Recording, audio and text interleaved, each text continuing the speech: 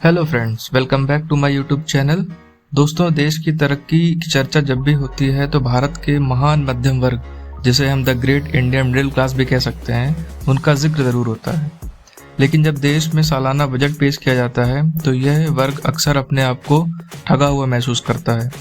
देश का नया बजट पेश होने का मौका एक बार फिर से करीब है।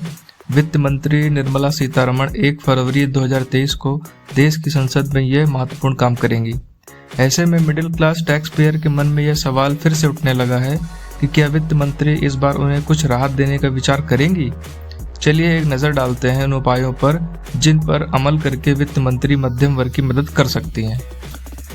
भारत सरकार ने 2020 में एक नई टैक्स रिजीम शुरू की थी। इस रिजीम में इनकम टैक्स की दरें तो कम हैं, लेकिन इसे चुनने वालों को किसी भी प्रकार की डिडक्शन और एग्जेम्पशन का लाभ नहीं मिलता है, जिसके चलते यह रिजीम ज़्यादा लोकप्रिय नहीं हो सकी। जानकारों का मानना है कि अगर नई टैक्स रिजीम को और आकर्षक बनाया जाए तो टैक्स पेयर्स को भी फायदा होगा और टैक्स कंप्लायंस बढ़ने से सरकार को भी लाभ हो सकता है।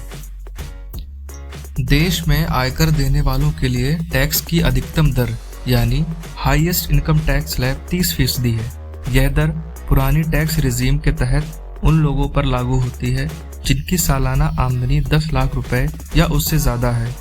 नई टैक्स रिजीम का विकल्प चुनने वालों के लिए अधिकतम स्लैब 15 लाख या उससे ज़्यादा सालाना आय पर लागू होता है। हालांकि नए स्लैब में उन्हें किसी तरह की छूट का लाभ नहीं मिलता, लिहाजा अधिकांश लोगों को इसमें फ़ायदा नज़र नहीं आता।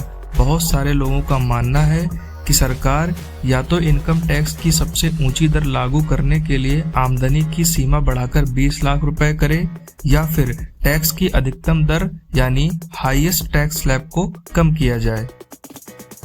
भारत सरकार ने बेसिक एग्जेम्पशन लिमिट में आखिरी बार संशोधन 2014-15 में किया था। तब से अब तक मोदी सरकार ने इसमें कोई बदलाव नहीं किया है, जबकि पिछले 8 साल में महंगाई कहां से कहां पहुंच चुकी है।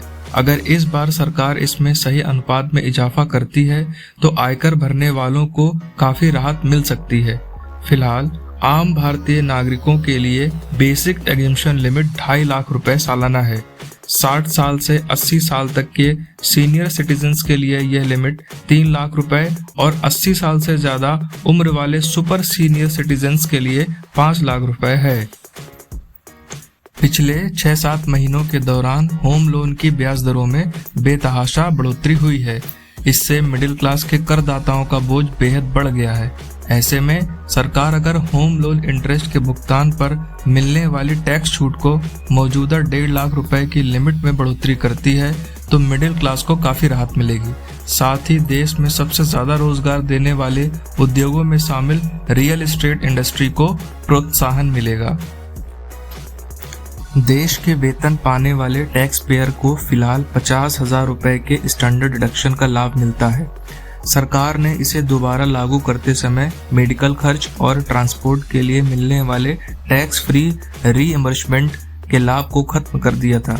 यानी एक तरह से यह छूट आवाजाही और इलाज पर होने वाले खर्च के एवज में दी जाती थी। पिछले दिनों फ्यूल और दवाइयों की कीमतों में जिस तरह बेतहाशा इजाफा हुआ है, उसे देखते हुए सरकार को स्टैंडर्ड डिडक्शन में बढ़ोतरी करनी चाहिए।